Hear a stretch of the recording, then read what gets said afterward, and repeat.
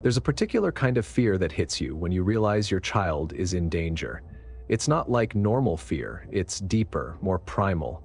It doesn't creep up on you, it grabs you by the throat, digs its claws in, and refuses to let go.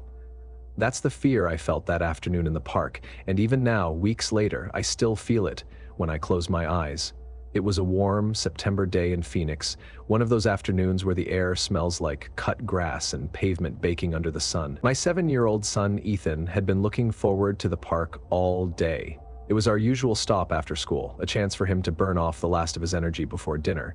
I remember watching him run ahead, his sneakers kicking up dust as he darted toward the playground. The place was busy, kids shouting, swings creaking, the distant hum of traffic beyond the trees. I took my usual spot on a bench, pulling out my phone, half watching as Ethan climbed the jungle gym. That's when I heard it. A voice, deep and smooth, calling Ethan's name. I barely registered it at first. Kids yell each other's names all the time. But then I heard it again, closer this time, more deliberate. Ethan, buddy, over here. Something about the tone made my stomach twist. It wasn't the way a friend calls out. It was coaxing, expectant, like someone trying to lure a stray dog with a piece of meat. I looked up. A man crouched near the edge of the playground, partially hidden by the slide. He had his arms outstretched, palms up, like he was expecting Ethan to run straight into them. His smile was too wide, too eager. I stood, so fast the bench scraped against the pavement. Ethan had stopped running. He was staring at the man, one foot slightly raised, like he was deciding whether or not to go to him. "Ethan!" My voice came out sharper than I intended. He flinched, turning to look at me, and I gestured him over. He jogged back, confusion on his face. The man straightened, slipping his hands into his jean pockets, his smile faltering just slightly, like he hadn't expected to be interrupted. I put a hand on Ethan's shoulder, my pulse hammering. "Do you know that man?" I asked quietly. Ethan shook his head. I didn't take my eyes off the guy. He was still standing there, watching us, his expression unreadable. "Let's go," I muttered. We walked back to the car. I kept Ethan close, gripping his hand tighter than usual. I didn't look back. That night, I couldn't shake the feeling of unease. Every time I closed my eyes, I saw the man's outstretched arms, that expectant smile, the way he called my son's name like he already knew him. But that wasn't the worst part. The worst part came at bedtime. I was tucking Ethan in, smoothing the blanket over him, when he looked up at me and said, "Dad, why didn't you let me go talk to my friend?" I froze. "Your friend?" I forced my voice to stay calm. "Yeah," he said, "the man from the park." A cold sweat prickled at my skin. "But you said you didn't know him." "I don't, really," Ethan said, frowning, "but we've been talking." My breath caught. "Talking?" He nodded, like it was no big deal. "The last few days, he stands by the fence at recess and waves at me. Today, he said we could play together at the park after school." My stomach dropped. "Ethan," I said carefully, keeping my voice even, "what else has he said to you?" He thought for a second, then shrugged. He asked what games I like. He told me I'm really cool. Oh, and he said he has a puppy at home, a really fluffy one. I felt lightheaded. Ethan must have seen the look on my face because his own scrunched in concern. Did I do something bad? I forced a smile, brushing his hair back. "No, buddy, you didn't do anything wrong, but someone else had, and I was going to find out who." The next day, I left work early. I wasn't about to let Ethan go to recess without me watching. I parked a block away from the school, far enough not to be noticed, and leaned back in my seat, eyes locked on the fence line. Minutes passed. Kids spilled onto the playground, laughing, shouting, running, and then I saw him.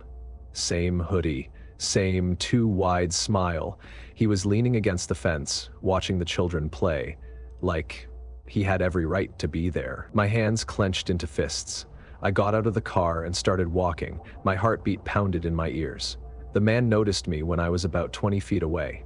For a split second, his face changed, his smile flickering, something cold and calculating slipping into his eyes. Then he straightened, smirking, like we were old friends. "Hey there," he said as I got closer. "Something wrong?" I stopped just short of him, fists clenched. "Yeah," I said. "Why the hell are you talking to my son?" His smirk widened. "I just like kids. Nothing wrong with that, is there?" I fought the urge to punch him. "You stay the hell away from him."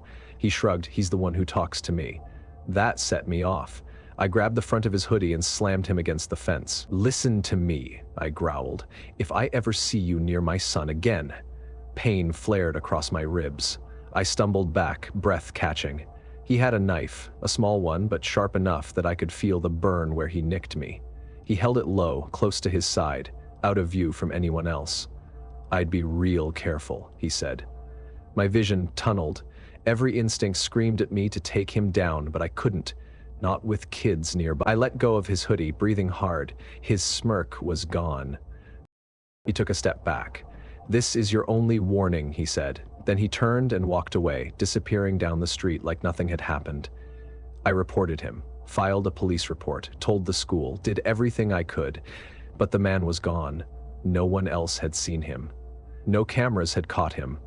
The police said they'd keep an eye out, but without a name or a clear threat, there wasn't much they could do. Ethan still talks about him sometimes, like he was just another kid at the playground. I don't tell him the truth. That man had a plan, and I don't think it was the first time he'd tried it. I just thank God I was there to stop him. And I pray that no other child ever falls for his smile. It's strange how fear lingers. It doesn't just disappear after the danger is gone. It sinks into your bones, burrows into the quiet moments of your day, waiting.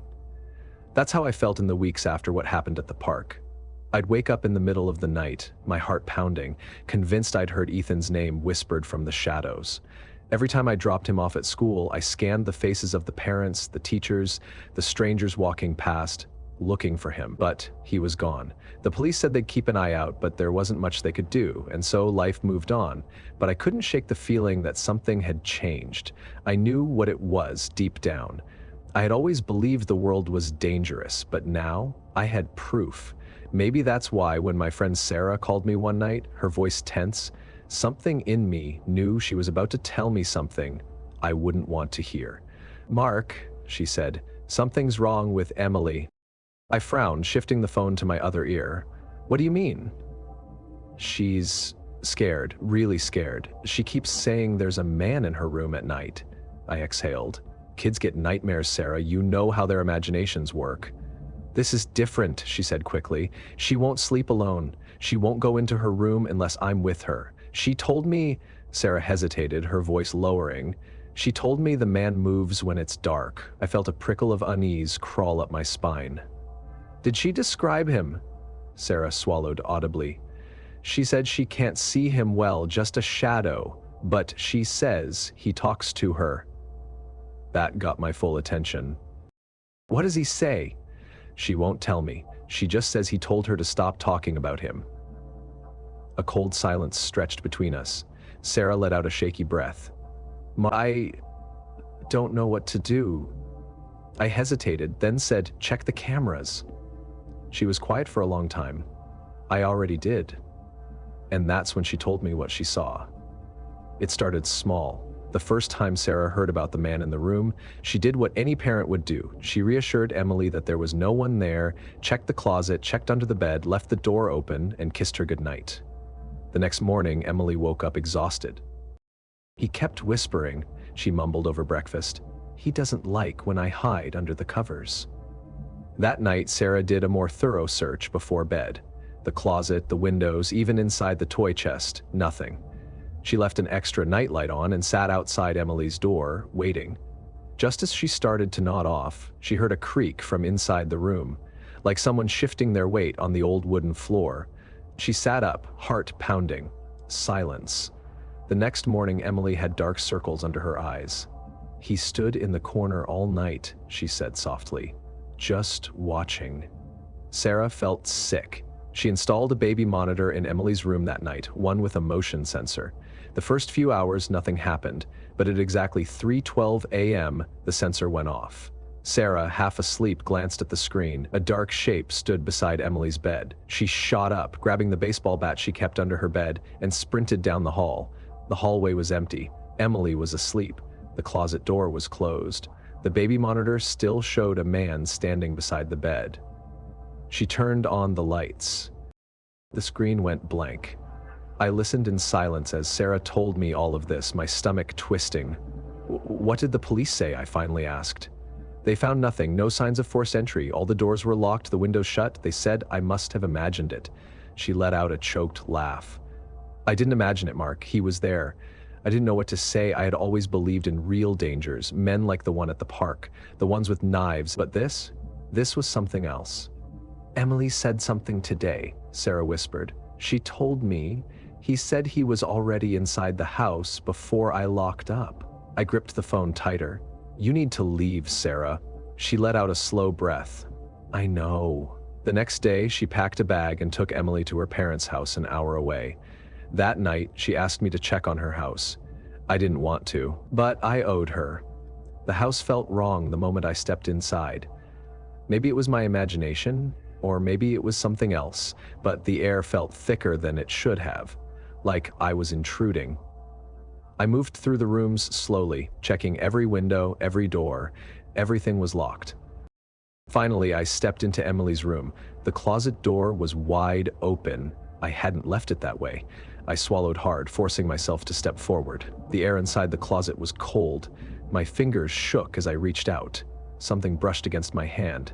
I jerked back, heart hammering, flipping on the closet light. Nothing, just tiny dresses and stuffed animals, neatly arranged. But as I turned to leave, I saw it. The baby monitor was still on the nightstand. The red motion sensor light was blinking. Something was in the room with me. I didn't stop to look. I turned and left, locking the door behind me. Sarah never went back to the house. She sold it, moved to a new place across the city. Emily stopped talking about the man, but sometimes when Sarah wakes up at night, she swears she hears whispers coming from the baby monitor, even though it's packed away in a box, even though the batteries are dead. Fear changes you. It sharpens the edges of the world, makes you notice things you wouldn't have before. After what happened with Sarah, I started paying more attention. I double-checked my locks at night. I watched Ethan more closely, scanning crowds for anything or anyone out of place.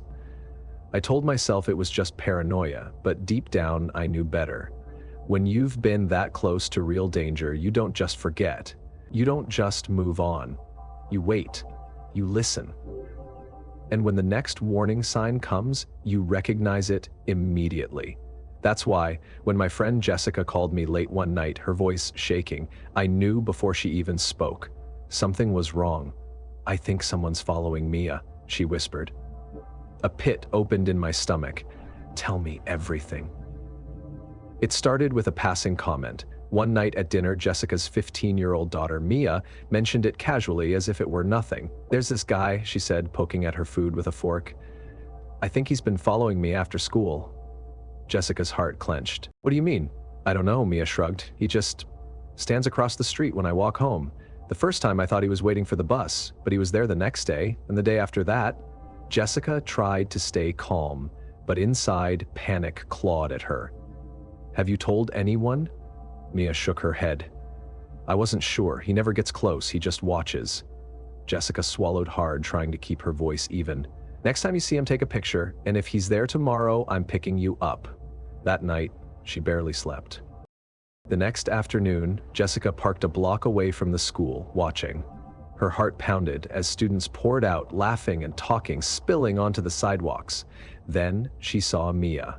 Her daughter walked with a group of friends, smiling, normal, carefree, but as she reached the crosswalk, Jessica saw her expression change. She glanced over her shoulder, her fingers wrapping around her phone. She took a quick picture, then she hurried toward the car. Jessica waited until Mia was inside, doors locked, before speaking. "Show me." Mia pulled up the photo and handed over the phone. Across the street, partially hidden behind the school fence, stood a man. Jessica studied the image, her stomach twisting. He looked average, late 40s, maybe early 50s, dressed in jeans and a plain shirt, but something about him was off. There was a stillness to him, a patience that sent ice down her spine. "Has he ever followed you past here?" Jessica asked. Mia shook her head. "I don't think so." Jessica wasn't convinced. The next morning, she dropped Mia off at school, but didn't leave. She parked down the block, waiting, watching, and then there he was. Same place, same eerie stillness. Jessica's pulse pounded in her ears. She wasn't just going to watch this time. She got out of the car. The man noticed her immediately. He didn't react, didn't move, just watched. Jessica crossed the street, her footsteps quick and deliberate. She wasn't sure what she was going to say, but she wanted him to see her, to know Mia wasn't alone. She got closer.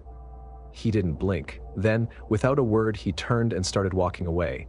That should have been the end of it, but it wasn't. That weekend, Jessica and Mia went to the mall. It was supposed to be a distraction, a mother-daughter day. They wandered through shops, got ice cream, laughed at some truly awful dresses.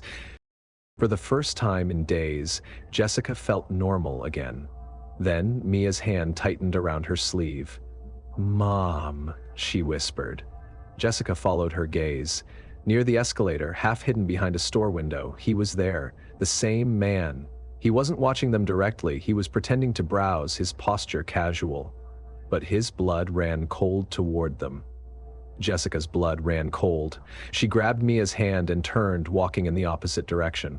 Maybe it was a coincidence. Maybe he was just some creep who hung around schools but wouldn't actually do anything. She checked over her shoulder. He was following. Jessica's heart hammered. She pulled out her phone, hand shaking, and snapped a picture. Then, against every survival instinct in her body, she turned and faced him. His reaction was immediate. He smiled, a slow, knowing smile. Jessica's stomach dropped. She grabbed Mia's arm. "We're leaving." They made their way to the mall security office. Jessica's voice shook as she explained. "He's been following my daughter for over a week." The security guard frowned, taking her phone to check the picture. He picked up a walkie-talkie. "We'll check the cameras. Where did you last see him?" Jessica turned. He was gone. That night she barely slept. She checked the locks 3 times. She left her door open, listening for any noise. Mia's room was across the hall. At 2:47 a.m., her phone buzzed. A direct message from an unknown number. "Nice seeing you today." Jessica felt like she couldn't breathe. Her hands trembled as she dialed 911. The police took it seriously for once. An officer came to the house, took a report, told her they'd monitor the area. But she knew what was coming.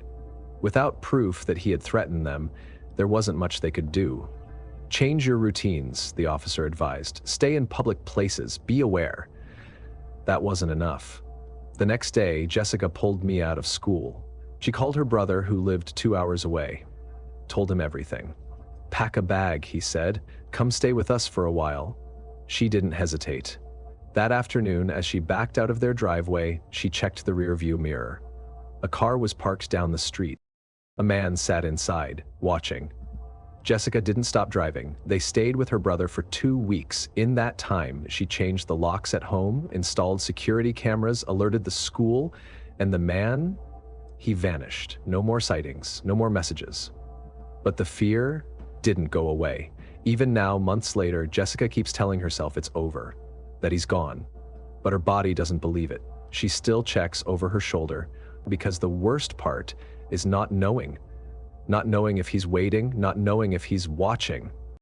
Fear lingers in the strangest ways. Even after Jessica and Mia disappeared into the safety of her brother's home, after the strange man in the car never reappeared, after the texts stopped, she still jumped at shadows, still checked over her shoulder in grocery stores, still locked her bedroom door at night even when she knew she was alone. I understood. We tell ourselves we're safe because we need to believe it, but safety is a lie we whisper to ourselves so we can sleep at night. The truth is, the world is filled with cracks, with things that watch from the dark, waiting for you to look away. I thought about that a lot when Daniel called me. Daniel Carter, a night shift nurse at St. Mary's Hospital in Chicago. One of the few people I still kept in touch with from college. He'd heard about what happened with Ethan, then Sarah, then Jessica, and now he had a story of his own. But his wasn't about some man lurking in the shadows. His was something else. Something worse. Daniel's shift started at 7 p.m. The hospital was quiet as a hospital ever got, and he went through his usual routine, checking vitals, adjusting meds, charting notes in the dim glow of the nurse's station. At around 3 a.m., he grabbed his tablet and made his rounds. The air smelled like antiseptic and stale coffee. The hallways stretched long and empty, the occasional flicker of fluorescent lights making the whole place feel just a little too still. Room 217 was next. Daniel hesitated before opening the door, but he couldn't say why. Just a moment of strange, instinctive pause. Then he pushed it open. A man sat upright in the bed. He looked to be in his late 50s, with tired eyes and a round face, his hospital gown neatly draped over him. His hands rested on his lap, and when he saw Daniel, he smiled. Not in a creepy way, not in a way that should have sent a shiver down Daniel's spine. But it did anyway. "Good evening," Daniel said, keeping his voice low so he wouldn't disturb the other patients. "Just doing a quick check-in. How are you feeling?" The man's smile didn't waver. "Much better." "Thank you." His voice was soft but clear, smooth in a way that felt rehearsed. Daniel nodded, checking the monitor beside the bed. "Normal vitals, no distress." "Any pain?" he asked. "No, I'm quite comfortable." Daniel made a note on his tablet. Something about the way the man spoke made him pause. It wasn't robotic, wasn't forced, just a little too smooth, too measured. But Daniel was exhausted, and at the time, he brushed it off. He looked back up. "You need anything?" The man shook his head. "No, but I appreciate you checking on me." Daniel told him to get some rest, pulled the door shut behind him, and moved on. 10 minutes later, he was back at the nurse's station when Helen, the head nurse, walked over. "Hey," she said, "did you just check in on 217? Daniel frowned. "Yeah, why?" Helen gave him a skeptical look. "Are you sure?" Something about her tone made Daniel's stomach tighten. "Yeah," he said slowly. "Older guy, balding, round face, seemed fine. Why?" Helen was quiet for a moment, then she shook her head. 217's been empty for 3 days? Daniel laughed. He actually laughed, shaking his head. "No, it hasn't," he said. "I was just in there." Helen didn't laugh back. "Daniel," she said, lowering her voice. "There's no one in that room." Daniel stared at her. His skin felt suddenly too tight, his breath coming just a little too fast. "Come on," she said, motioning for him to follow. He did. They walked down the long, dim hallway, past rooms filled with sleeping patients, past the hum of machines and quiet murmurs of late-night staff. When they reached 217, Helen pushed the door open. The bed was empty. Not just empty, untouched. The blankets were smooth, the monitor off. The whole room had that vacant, sterile feel, like it had been cleaned recently. There was no sign that anyone had been there. Daniel's mouth felt dry. "There was a man in this bed," he murmured. Helen sighed, flipping through her clipboard. "There is no patient assigned here," she said. "Hasn't been since Mr. Gallagher was discharged 3 days ago." Daniel stepped into the room, feeling a cold tightness in his chest. The air felt different now. He turned in a slow circle, looking at the corners, the shadows, the smooth, undisturbed sheets. Then he saw it. The call button. It had been pressed. Back at the nurse's station, Helen pulled up the security footage for the floor. She fast-forwarded to 3 a.m. and hit play. There was Daniel, walking down the hall. Stopping at room 2017, they watched as he pushed open the door and stepped inside. The room was empty. Daniel watched himself on the screen, standing beside an unmade bed, talking to no one. He checked vitals that weren't there, made notes on a patient who didn't exist. For a full minute he stood there, nodding, responding to nothing. Then he walked out, closing the door behind him. Helen didn't say anything, neither did Daniel. He gripped the edge of the desk, his hands cold. "Rewind it," he said. She did. They watched again. Same thing. Daniel, talking to nothing. Daniel cleared his throat, trying not to let the rising panic show. "Someone's messing with me," he muttered. Helen didn't argue, but she didn't agree either. Finally, she looked around, then lowered her voice. "A couple of us have noticed things on this floor at night." Daniel turned to her. "Like what?" Helen shifted uncomfortably. Then she shook her head. "Just weird feelings. Like we're not alone." Daniel exhaled slowly. He looked at the monitor one last time, at the grainy footage of himself in an empty room. "I'm logging this," he said finally. "I know what I saw." Helen didn't stop him. Daniel wrote up his report, detailed everything that had happened. No one followed up, no one asked for more information, and a few nights later, room 217 had a new patient, an elderly woman recovering from surgery. Daniel checked in on her, expecting something to feel off, but nothing did. She was just a regular patient in a regular hospital room. But he hasn't forgotten that night. The man, the way he spoke, so calmly, so smoothly, like he had been waiting for him, the way he had pressed the call button after he was already gone. Daniel doesn't talk about it much, but sometimes, when he walks past 217, he swears he hears breathing. And once, just once, he thought he heard someone say, "I appreciate you checking on me," even though the room was empty. Hospitals are supposed to be places of healing, but after what happened to Daniel, I couldn't stop thinking about them differently. There was something unsettling about those long, sterile hallways, about the way shadows pooled in the corners at night, the way some patients checked in but never really left. He told me he tried to forget, tried to convince himself that maybe he was exhausted, that maybe he had imagined it all. But every time he passed room 217, he felt something.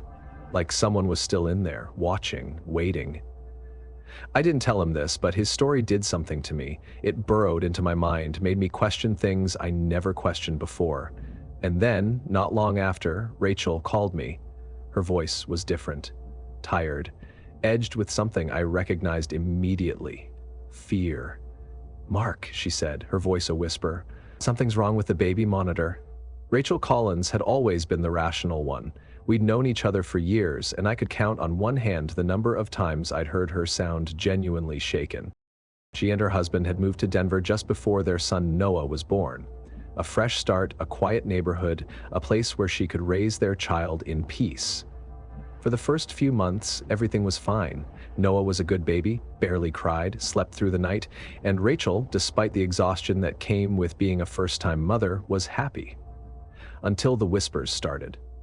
At first, she barely noticed them. Just faint sounds crackling through the baby monitor, too soft to make out, probably interference. A neighbor's radio, maybe, or a passing car, nothing to worry about. But then, one night, she woke up because of them. She wasn't sure what had jolted her awake at first. The house was quiet, her husband sleeping beside her, Noah's monitor glowing softly on the nightstand. But as she lay there, her heart still pounding, she heard it. A voice, soft, male, talking to her son. She sat up so fast she nearly knocked the monitor to the floor. The voice was low, almost melodic, like someone murmuring a lullaby just beneath their breath. Rachel's skin crawled. She didn't stop to listen. She didn't hesitate. She ran. When she reached the nursery, she threw open the door so hard it banged against the wall. Noah was in his crib, safe, sleeping soundly. But the closet door, it was open. Rachel stood frozen in the doorway, breath coming too fast, heart hammering in her chest. The closet was dark, a yawning black space in the dim glow of the nightlight. She stepped forward, hand trembling as she reached for the knob. She yanked it shut. The next morning, she convinced herself it had been a dream, stress, sleep deprivation, the things new parents tell themselves when they don't want to accept that something is wrong. But that night she checked the monitor footage, and that was when she heard it.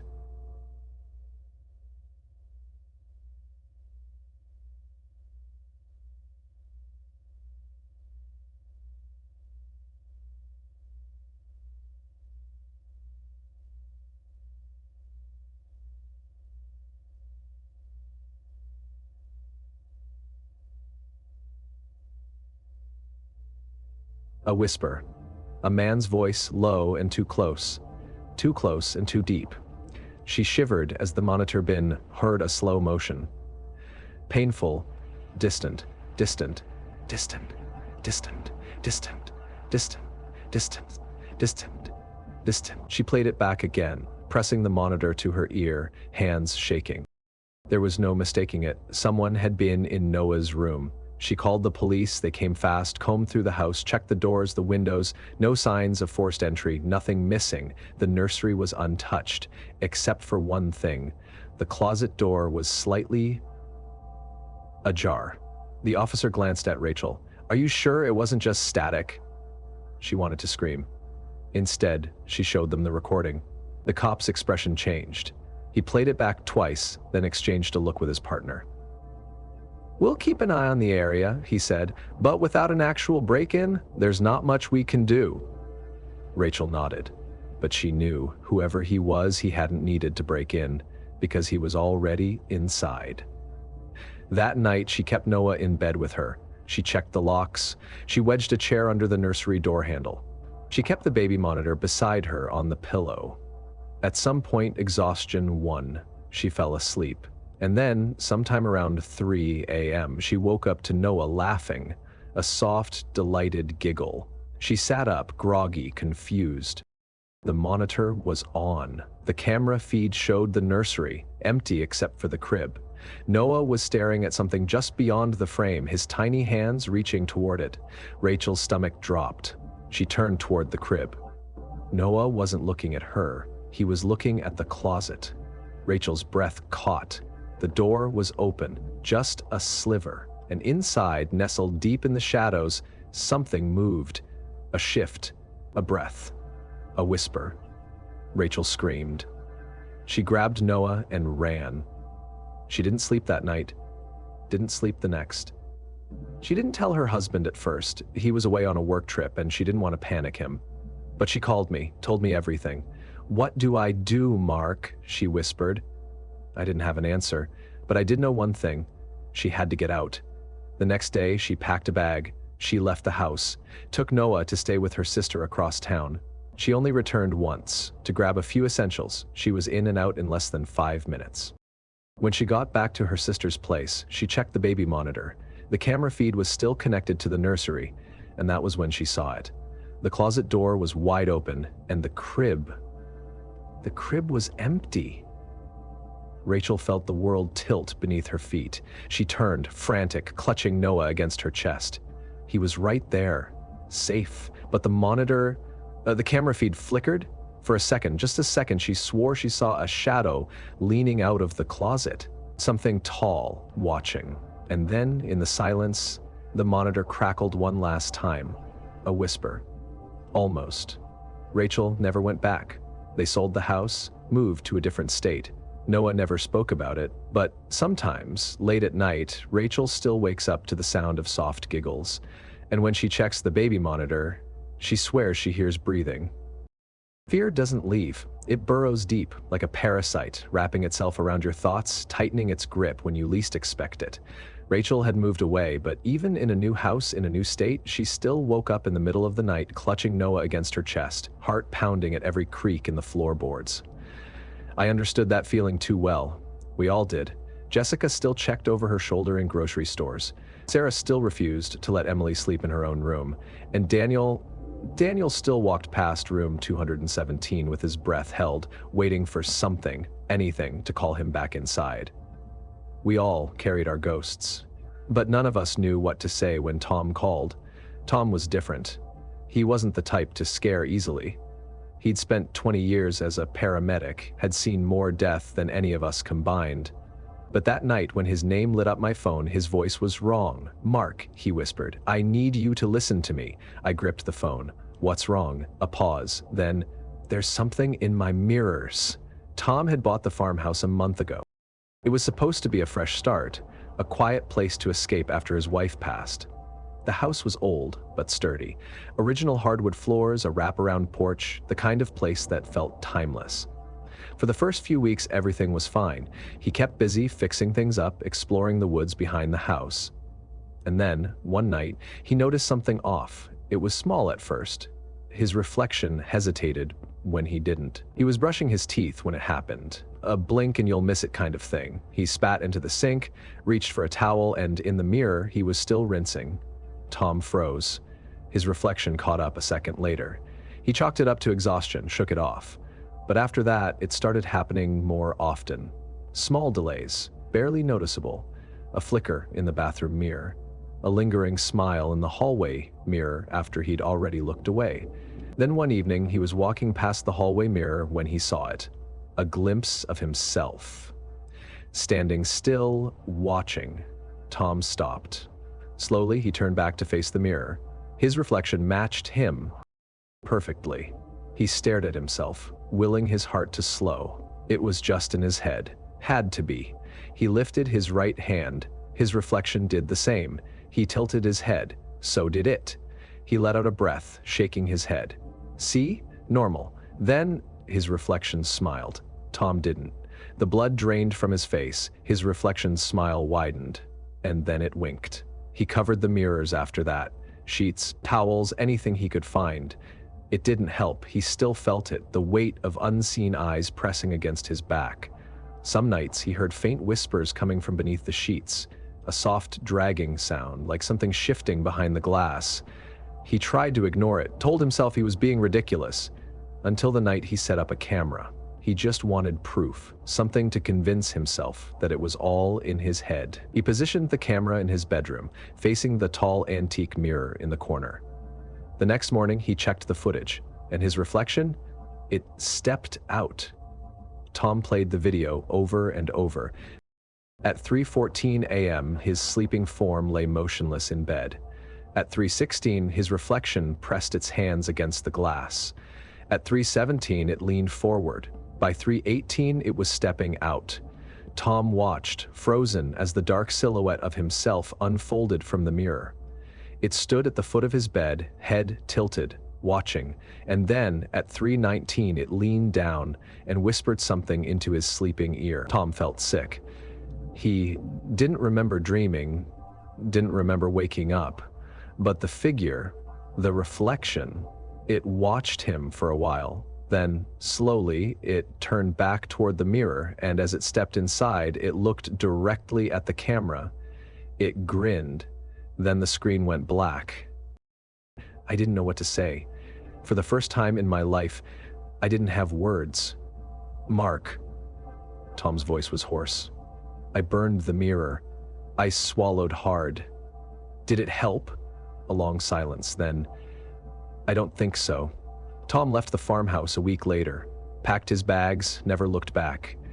The new owners moved in soon after, a nice couple, young, just starting their life together. Tom never warned them. What could he say? He told himself it was over, that it was behind him, but even now, months later, he still won't look into a mirror. And sometimes, late at night, he wakes up to the sound of footsteps, soft, slow, somewhere in the dark, like something searching for him, like something trying to find its way back. Fear is a powerful teacher. It sharpens our instincts, forces us to pay attention, and reminds us that the world is not always as safe as we'd like to believe.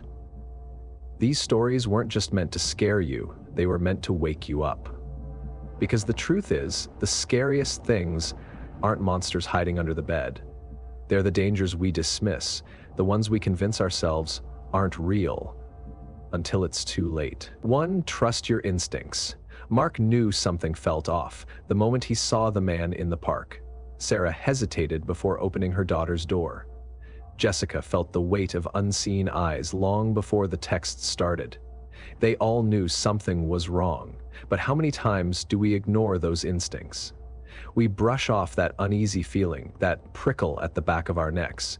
We tell ourselves we're being paranoid, but paranoia is just another word for survival. If something feels wrong, it probably is. Trust yourself. Act before it's too late. 2. Protect your children. Predators don't just snatch kids off the street. They earn their trust first. A kind word, a friendly smile, a promise of a puppy. That's why Ethan almost walked into a stranger's arms. That's why Noah giggled at the closet instead of screaming. Evil doesn't always come in the form of a monster. Sometimes it looks like a friend.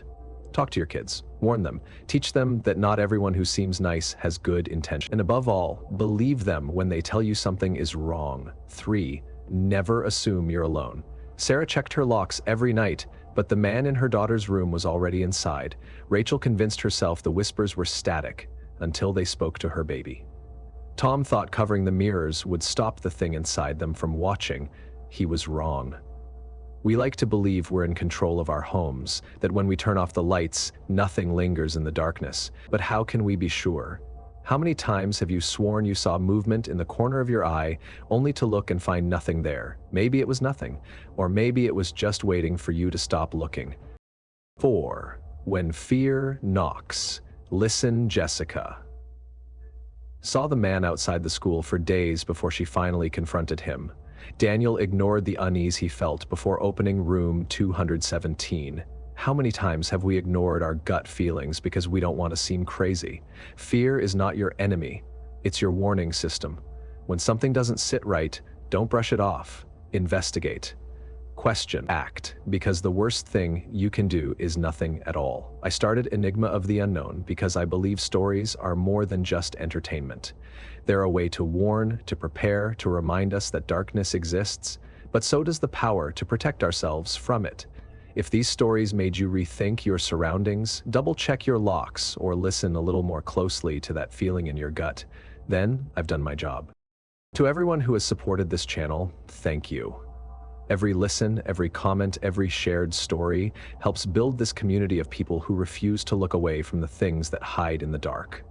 Stay aware, stay cautious, and above all, stay safe. Because sometimes the scariest part isn't what you see, it's what you don't. Valuation would mean thinking up and out of the box, and boat 7901104